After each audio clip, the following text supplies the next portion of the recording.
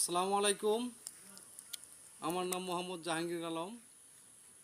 আমার লেখা আরও একটি কবিতা।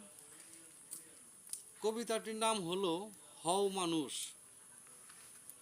হও মানুষ, তুমি সবার প্রিয়। হও মানুষ, সবার ভালোবাসার। হও মানুষ, সবার পছন্দের। হও মানুষ, তুমি সবার আদরের। হও মানুষ, সবার স্মরণের। হও মানুষ, তুমি সবার চোখের মণি। হও মানুষ, তুমি তোমার পরিবারের। হও মানুষ, তুমি তোমার বাবা মার।